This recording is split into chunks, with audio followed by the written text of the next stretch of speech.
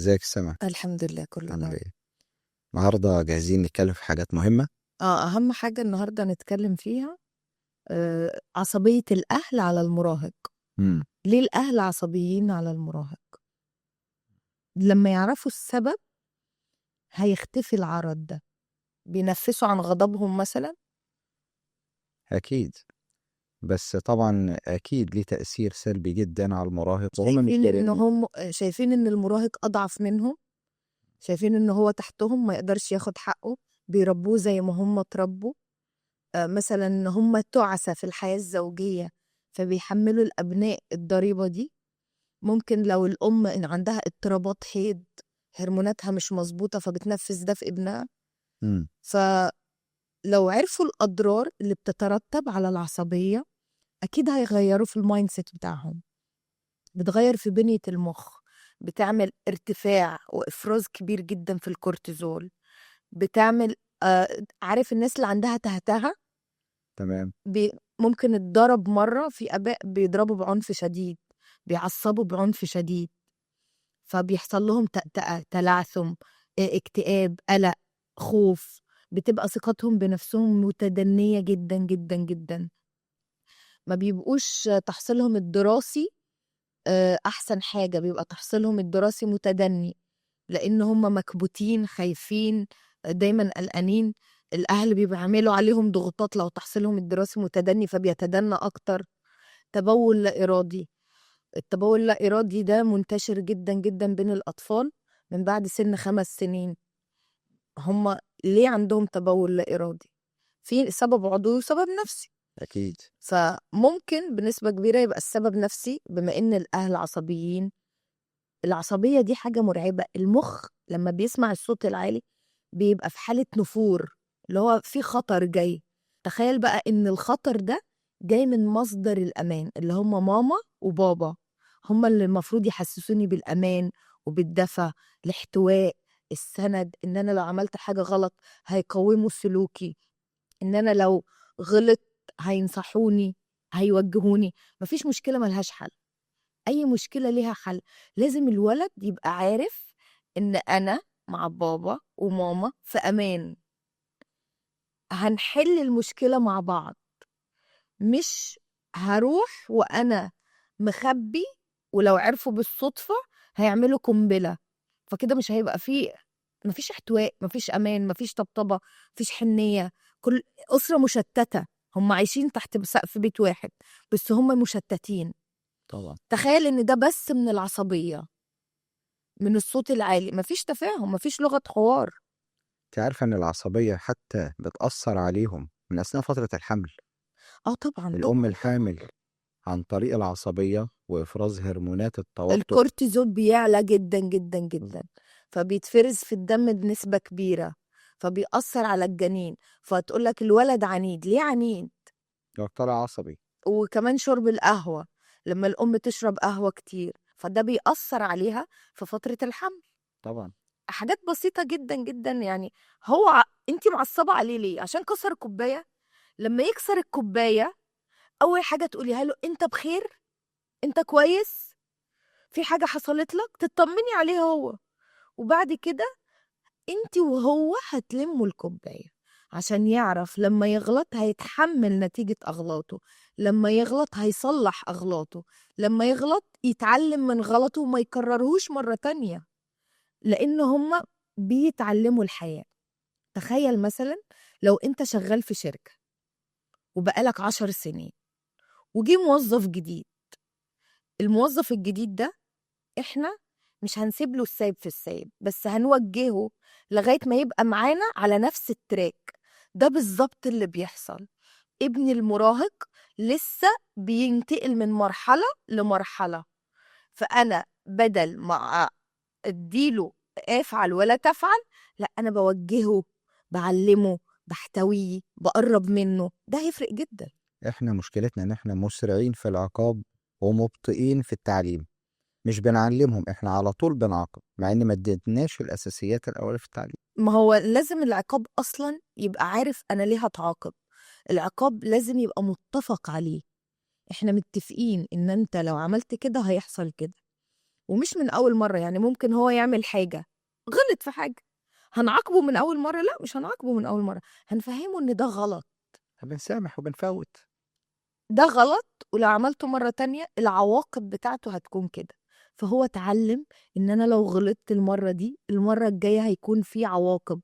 فأنا بما إن أنا بحب ماما وبابا اللي بيساندوني، بيحبوني، بيدعموني، زارعين ثقة فيا، بيعلموه إزاي يفرغ مشاعره، ده كله هيفرق جدا جدا. عارفة كمان هتفرق إيه يا سما؟ لو عرفناه ده غلط ليه؟ ده غلط لأن هيضرك في كذا وهيضرك في كذا. هنا سماعه لكلامنا أو الطاعة بتاعته هتبقى مستنيرة شوية، هتبقى أسهل. بالظبط بالظبط، أنا معاك في النقطة دي. أكتر الآباء بيشوفوا إن أنا هربيه زي ما أنا اتربيت.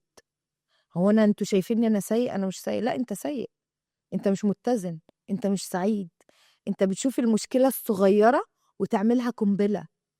ما عندكش المايند سيت اللي بيقول المشكلة جت عشان تتحل، الحوادث تحدث. ايه المشكلة لما تحصل؟ مش فين عادي، ما احنا مخلوقين عشان نحل الحاجات اللي بتحصل في حياتنا، احنا مخلوقين عشان نحل الحاجات اللي بتحصل في حياتنا. لما الأب والأم يبقوا عارفين إن الولد ده بينتقل من مرحلة المراهقة لمرحلة الشباب علشان هيبقى راجل، فاحنا لازم نحبه وندعمه ونعلمه ازاي يعبر عن مشاعره ونزرع له ثقة بنفسه. كل ده هيفرق له جدا، علمه كويس. هو كمان هو في مرحلة المراهقة هو هيحتمل العصبية دي لفترة كبيرة؟ هنقدر نمارس معاه ده على طول؟ أكيد لأ.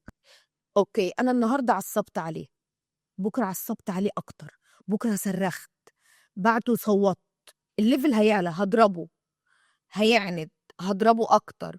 وبعدين هو هيسمح لك بكل ده؟ وبعدين هيبقى اطول مني، انا هضرب واحد اطول مني، بالظبط. هيمسك بقى ايدي؟ لا. ياه على شكل الاب وهو جاي يضرب ابنه وابنه بيمسك ايده وبيقول له لا ما تضربنيش. الأب هو وحشه اللي هيخاف قوي، منه بعد كده. وحشه قوي في حقه، اللي بتحصل. هو ابعد لحسن انا اللي هضربك. ما هو بقى خلاص بدنيا بقت بنيته قويه هو أقوى منه. ببساطه، لان عنده الاندفاع بقى والدم لسه حار، فخلاص انا هعمل اللي انا عاوزه. وهو ما لقاش الحاجات اللي محتاجها في البيت، فبيدور عليها بره. يبقى سهل مخدرات، سهل تدخين، سهل اصحاب سوء، سهل علاقات محرمه، سهل كل حاجه. ما انت في البيت ما عندكش روتس انت ماشي عليها، ما عندكش تراك، انت ما علمتهوش ازاي يبقى انسان. في البيت يصنع الانسان، مش في المدرسه ولا في النادي ولا عند الاهل ولا الاصحاب. في البيت بالقدوه، الولد بيتعلم بالقدوه بنسبه 93%، وبالكلام 8%. بالقدوه بشوف بابا وماما بيعملوا ايه وبتعلم منهم. انت ما تقولش لابنك اعمل ده وما تعملش ده، انت اعمل هو هيعمل، ببساطة شديدة. بالإضافة إن لو المراهق معرفش يقاوم أو يصد العنف دوت أو العصبية دي، ممكن يدمر نفسه. اكيد ممكن يعمل له اكتئاب، عزلة، تشتت انتباه، فقدان في الذاكرة. تخيل ما بيبقاش مركز، يعمل له انطواء، يخليه يدمن، عارف الألعاب، يدمن يقعد عليها بال10 ساعات، بيعمل له اضطراب في الشهية. ممكن فرط ان هو يبقى عنده شره في الشهية، أو يمتنع عن الأكل فيبقى ضعيف الولد، هزيل. فالعصبية بكل أحوالها سيئة وبكل أحوالها مرفوضة. آه، في جسر كده احنا بنبنيه مع الولد، جسر من الأمان، من الثقة، من الاحتواء.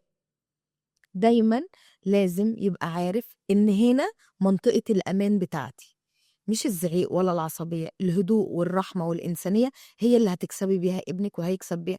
الأب محتاج ابنه سند، محتاج بنته حنية. لو انت ما عملتش ده، لو انت ما زرعتهوش هتحصده ازاي؟ ما الأولاد دي نبتة، اللي بتزرعه بتلاقيه. حطيت حب واهتمام وطبطبة هتلاقي حب واهتمام وطبطبة، حطيت عصبية وغباء وعند هتلاقي عصبية وغباء وعند. وما تلومش إلا نفسك بعد كده، لما يكبروا ويبقوا جاحدين عليك. هيكبروا وهيسافروا مش هيعرفوك تاني، هيتجوزوا ويخلفوا مش هيجوا يزوروك، انت مالكش لازمة، انت كنت قاسي. والحاجات اللي انت قلتيها دي برضه يا سما تبقى سلوكيات تعويضية. إنه يبقى في الجيمز ولا يلهي نفسه في أي حاجة، تبقى سلوكيات تعويضية. ده ممكن تخش كمان زي ما قلنا في الأول بالظبط. إدمانات. بياخد يخش يدمن المخدرات ويدمن. بالظبط بالظبط. بالظبط بياخد انجاز وهمي، مش انجاز حقيقي.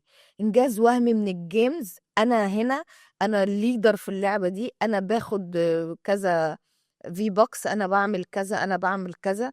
انا بدخل مع اصحابي لما يشرب الكحول ولا يشرب الدراجز، فتديله شجاعه، فالانطوائيه اللي عنده تبقى شجاعه. فمره في مره في مره الولد راح في حته تانية. طب في حاجة يا سما، يجي بعض الآباء يقول لك احنا زمان اتضربنا واتنفضنا وكنا بنتضرب بالعصيان ما طلعناش ولا انحرفنا ولا كده. بس طلعوا كؤبة، طلع دمهم تقيل قوي، طلعوا ما يتقوش، طلعوا آباء أغبياء، طلعوا عديمين الرحمة، طلعوا بخل على أولادهم، طلع أولادهم كارهينهم. طلعوا انت عايز بيترصوا. تربيه زي ما انت اتربيت؟ اه، اشرب بقى. ايه المشكلة؟ ما انا خد، ما انت اللي انا قلته دلوقتي ده واقع، بالظبط. ده اللي احنا بنشوفه. هو بيورث لأولاده نفس اللي هو اتورث. فالأب الواعي، الأم الواعية هي اللي تكسر دايرة الظلم دي عندها. مش عارفة تربي؟ اتعلمي، خدي كورس، روحي دورة. مفيش أسهل من إنك تفتحي اليوتيوب وتتعلمي، مفيش أسهل من كده. اللي عايز يعمل حاجة صح هيعملها.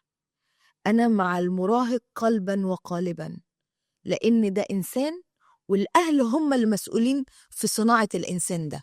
أخطر فترة في حياة الإنسان هي سن المراهقة، طب لأن دي اللي بينشأ فيها الاضطرابات الشخصية. طبعا طبعا. يعني بيقولوا الاضطرابات الشخصية كده شرط من علاماتها إن هي تكون تزامنت مع سن مع المراهقة، سن المراهقة فما بالك اللي بيحصل ده بقى. بالظبط. كمان بتعمل أمراض مناعية، مثلا الروماتويد، الناس اللي بيجي لها عظمها وجعها، عمودها الفقري فجأة، صداع نصفي. دي كلها حاجات أمراض بتيجي نتيجة للكآبة اللي هم عايشين فيها، للانعزال اللي هم عايشين فيه، للقسوة اللي هم عايشين فيها. جسمهم بيعترض، بيتكلم، لأن هم كابتين المشاعر دي. في ناس وهي نايمة بتعمل كده، جز مش على قادرة السنان كمان. تعبر عن مشاعرها وهي صاحية، فجسمها بيعترض وهي نايمة. والجز على السنان أثناء النوم. بالظبط بالظبط. بالظبط. يعني هي أخطر فترة زي ما قلنا في مرحلة الطفل، سن المراهقة، اللي دي هتحدد مصيره، هو شخص سوي ولا شخص مضطرب نفسيا ولا مدمن. أكيد طبعا. بالظبط، لأن مرحلة المراهقة بتبدأ من 12 ل 21. في مراهقة مبكرة من م. 8 سنين.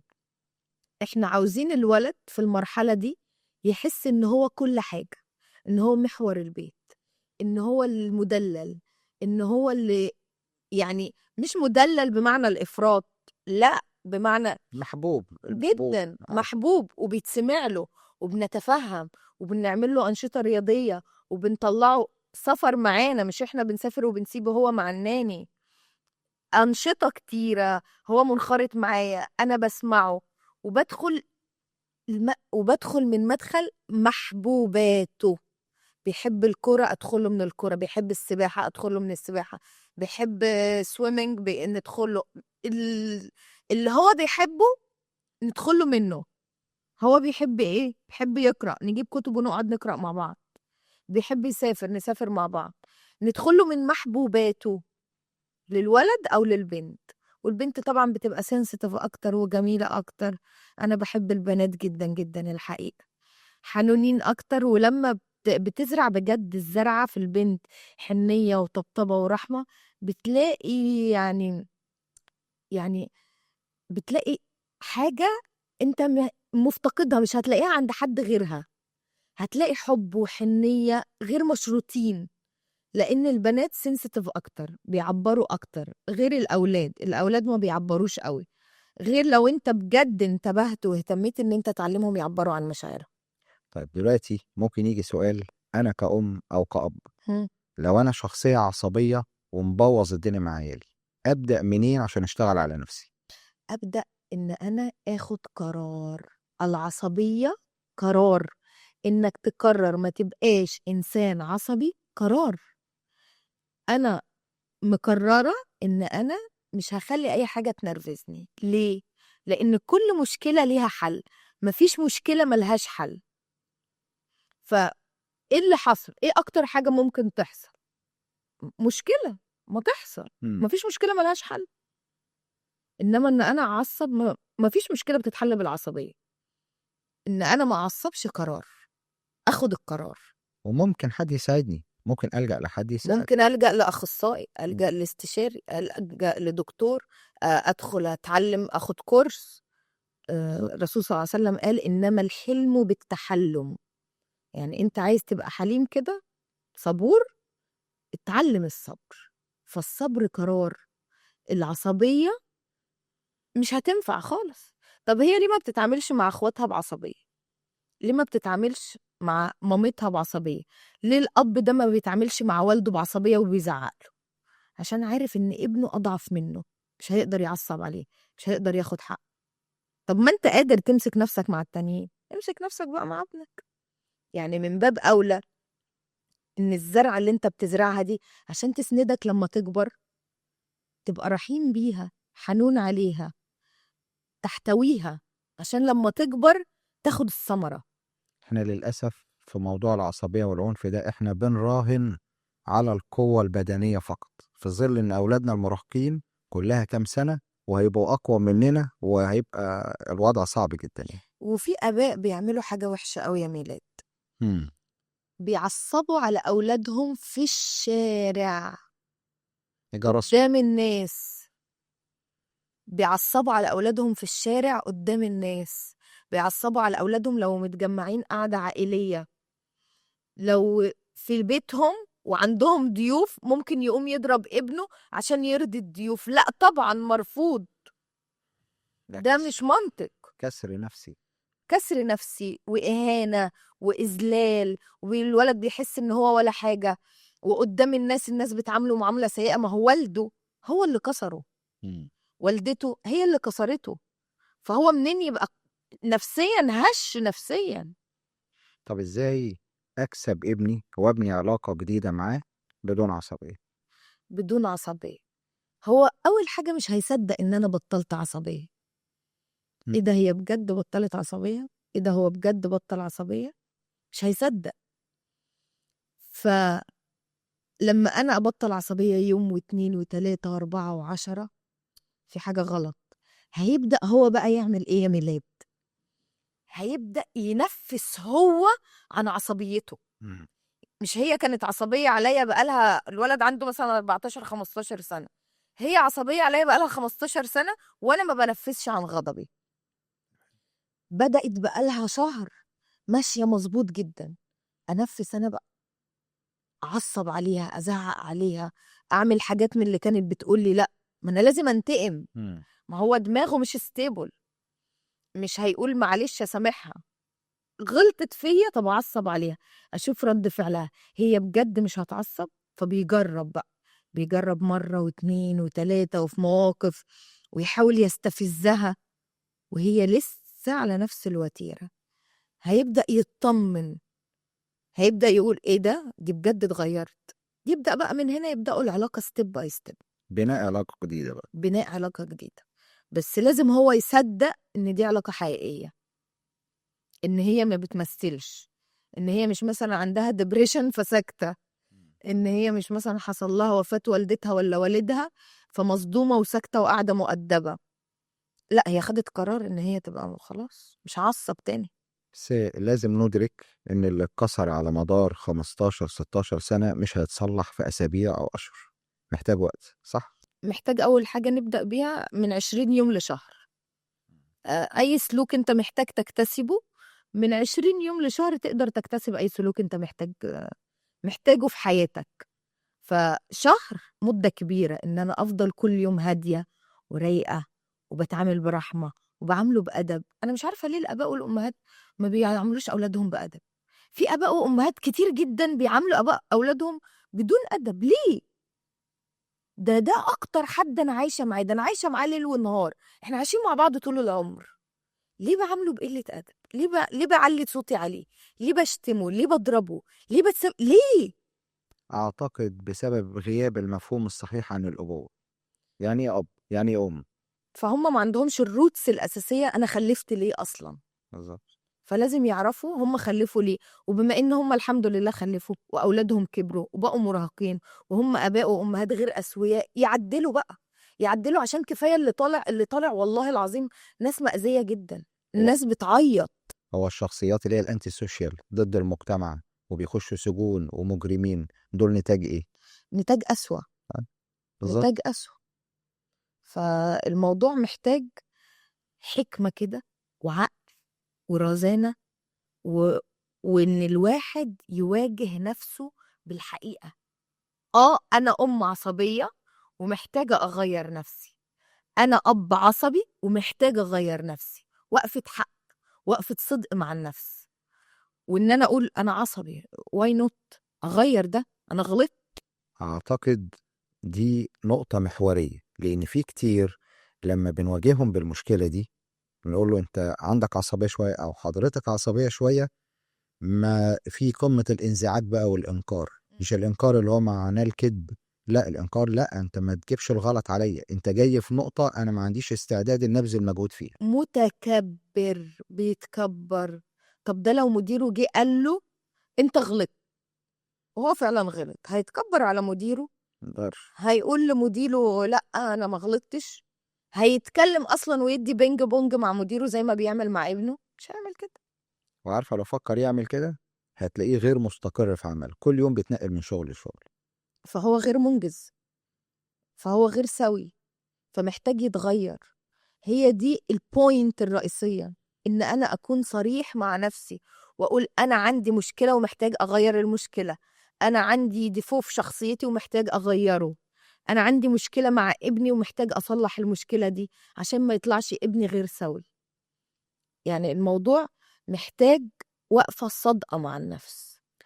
أعتقد يعني إحنا ركزنا إن إحنا نعمل سبوت على أهم النقط اللي ممكن مش كتير بتتداول أو مش كتير بتبقى في ذهن الأب والأم، اللي بيها ممكن نبدأ علاقة من جديد، علاقة صحية مع أولادنا المراهقين. مم. صح كده؟ بالظبط بالظبط. لازم الأب والأم يعرفوا هم عاوزين إيه من التربية، أنا عاوز أوصل فين. فلو عرف هو عايز يوصل فين، هيعرف التراك اللي هو ماشي عليه صح ولا غلط. لما انا اكون ماشي في طريق وانا مش عارفه نهايته، غير لما اكون ماشيه في طريق وانا عارفه نهايته. انا عاوز اوصل مع ابني ان هو يبقى اما يكبر مش طايقني وعاوز يمشي بره البلد عشان ما اشوفهوش ولا يشوفني وخلاص علاقتنا انتهت وارتحت منها بقى، ولا عاوزاه يبقى السند والدعم والحب والصديق. ومش بالضرورة زي ما أنا اتربيت أربي أولادي، ده جيل غير الجيل خالص، يعني دي جين حاجة. زي. بالظبط، يعني أنا زمان كان جيلي والتطورات وغيره، دلوقتي الجيل ده بتاع دلوقتي روحه في مناخيره، فلازم أراعي ده كويس، أراعي نفسيتي الجيل الحالي مش زيي. بالظبط بالظبط، لازم نربيهم لزمن غير زمننا، ولازم احنا ننزل كده شويه عشان نفهم الدماغ دي، عشان نقدر نسوينج مع الدماغ دي. ده هيبقى ألطف بكتير. حتى هتلاقي البيت هادي. البيت اللي فيه عصبية ده بيبقى مشحون، الفايبس بتاعته بتبقى سيئة قوي، متحبش تقعد في البيت حتى لو جه ضيوف بيمشوا بسرعة، لأن الفايبس بتاعت البيت وحشة. أما البيت الهادي تلاقيه كده تحب تقعد فيه. مريح الله، نفسيا. بابا وماما متفاهمين، الأولاد هاديين. لو حصلت وحد على صوته، مثلا انا بتكلم وبعلي صوتي، ابني بيقول لي ماما انت بتعلي صوتك ليه؟ بعلي صوتي ليه؟ تخيل ان هو خد باله ان انا بس بعلي صوتي، عشان مش متعودين على كده. عشان مش متعود على الصوت العالي اصلا. ما بالك بقى لما يبقى فيه عصبية؟ فلما هو مش متعود ان في صوت عالي، هو هيبقى هادي كده ورايق، ويبقى تحصيله الدراسي، ويبقى الالعاب اللي بيلعبها، يبقى حياته كلها ستيبل. أما اللي بيحصل العبث بتاع العصبية والزعيق والضرب، بيضربوهم في الشارع يا ميلاد، بيضربوا أولادهم في الشارع، بيضربوهم في النادي، بيضربوهم قدام أصحابهم، بيزعقوا لهم بصوت عالي. ما ينفعش، مش مقبول. بالظبط، ده نتاج العنف ونتاج العصبية اللي بيطلع زي ما قلنا انتي سوشيال وناس مجرمين وناس ضد القانون. كل ده نتاج، ده رد فعل للي هم شربوه هم صغيرين. وبعدين هقولك على حاجة، المراهق اللي أهله بيعاملوه بعصبية وبيروح يشرب مخدرات، هو كمان عنده غلطة عملها، بس بيلعب دور ضحية. أصل أنا ضحية أب وأم، لا، أنت عندك الفرصة إنك أنت ما تعملش كده. فعنده إنكار وتبرير، دول أهم صفتين بيبقوا في الولد اللي معنف من آباء وأمهات عصبيين. بيبقى عنده إنكار وتبرير وبيلعب دور ضحية. ما أنا على طول مظلوم، ما هم مش حاسين بيا، ما هم مقرفين، ما هم مزعجين، ما هم طول الوقت هم سيئين وبيلعب دور ضحية. هو إن كان ده صحيح في بعض حاجات، لكن برضه في أحد العلماء قال معلومة حلوة، قال man is responsible، الإنسان مسؤول. طبعا أنت الإنسان كنت ضحية في صناعة حاجات نفسه. بالظبط، لكن أنت مسؤول. طبعا طبعا طبعا طبعا. الإنسان صناعة نفسه. الإنسان صناعة نفسه، هو المسؤول إن هو يبني نفسه. حصل اللي حصل دلوقتي، أقدر من دلوقتي أبدأ أخد القرار وأبدأ. برضه في المدمنين بيقولوا مقولة كده، حاجة حلوة، بيقول لك أنت لست مسؤول عن إدمانك، ولكن مسؤول عن تعافيك. بالظبط. آه، دلوقتي الناس اللي بتشرب دراجز، بيشربوا ميث كريستال، بيشربوا ويد، بيشربوا هاش، الناس دي كلها مش عارفين هو بيعمل ايه في مخهم اصلا. بيدمر خلايا المخ حرفيا، لان كله كتامين وكله شابو وكله شعر والحاجات الجديدة كلها اللي طالعة دي، بيدمروا خلايا مخهم حرفيا. ولو هيتجوزوا ويخلفوا، أولادهم هيبقوا عرضة بنسبة 60% إن هم يبقوا في نفس التراك بتاع الآباء دول. فأنت ما بتدمرش نفسك بس، أنت بتدمر أجيال جاية. طبعا، سواء عن طريق الاستعداد الوراثي أو الجو والبيئة المهيئة في البيت. وهو نفسه لو بيشرب، بس- هو نفسه لو بيشرب والأب بيشرب والأم بتشرب، هو ما عندهوش عذر إن هو ما يشربش. ما بابا وماما المثال، القدوة اللي أنا لازم أقتدي بيهم بيشربوا، أنا ليه ما أشربش؟ هقدر أقول له لا ما تشربش دي مضرة؟ مش هبقى مقنع ليه. هيقول لك ما أنت بتشرب. فالموضوع مش صعب ومش سهل، هو قرار بمنتهى البساطة. أعتقد دي دعوة إن إحنا نبدأ من جديد، نبدأ نراجع نفسنا، نبدأ كل واحد شايف إن هو مش قادر يعمل كنترول على نفسه يلجأ لحد يساعده، ويبدأ يبني علاقة جديدة مع أولاده. عارف دلوقتي مفيش أكتر من الأخصائيين النفسيين هم. وأكتر من الدكاترة النفسيين، والناس دلوقتي بقت منفتحة إن هي تروح وما بيتكسفوش عادي. أنا مريض نفسي، فين المشكلة؟ أنا بتعالج نفسي، فين المشكلة؟ مفيش مشكلة. اتعلم، خد كورس، روح لأخصائي، شوف المشكلة فين وحلها ببساطة. أكيد. كان كلام قوي جدا شكرا. وكلام مثمر. أنت حد مميز، نورتينا الحاجات، نقط مهمة جدا. شكرا، كلك ذوق. شكرا. تعيش يا